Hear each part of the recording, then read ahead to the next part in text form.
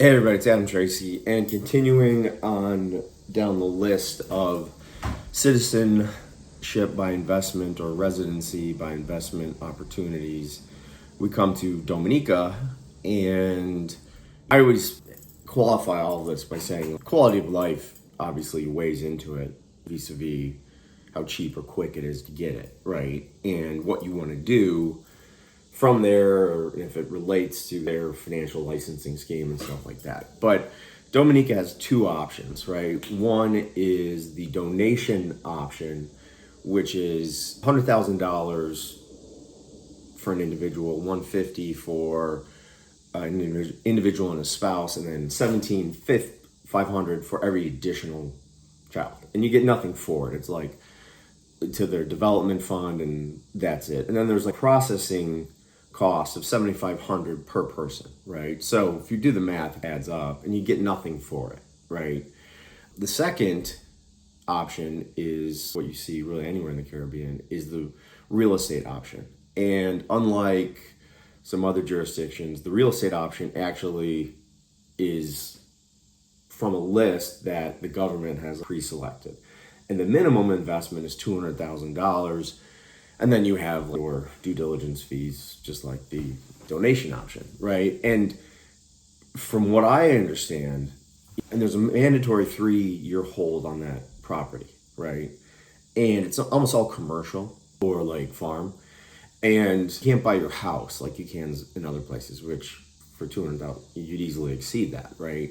But you have to buy some kind of commercial land in it, and it's always from the government, and tends not to be very close to that $200,000 level, right?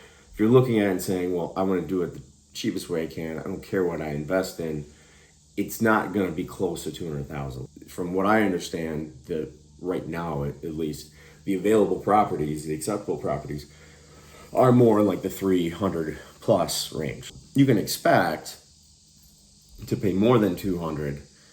And yes, you get something for it. You have to hold it for 3 years, which means you have to maintain it. Maybe you lease it, I don't know. But you get something for it. How that appreciates, who knows? I'm not an expert in Dominica real estate, but that's another way in vis-a-vis the government donation. At least you have something to show for it. Now, as for the application process, it's the same as anywhere else. There's an application.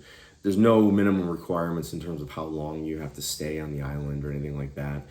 But the processing time can take like up to 6 months. It's very slow, right? And that, having done financial licensing in Dominica, it's always very slow. It's just really on island time. It's a great place, but it's just slow, right? And there's no need for it to be that slow, but just kind of the way it is.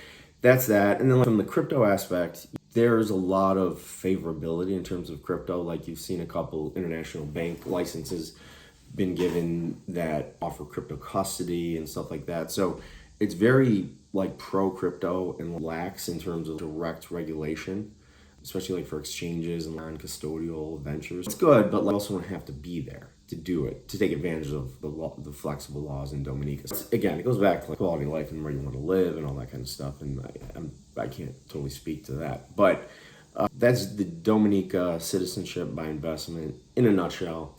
Have any questions about the process, anything like that, definitely give me a shout, Adam at adamtracy.io, and I'll talk to you next time. Cheers.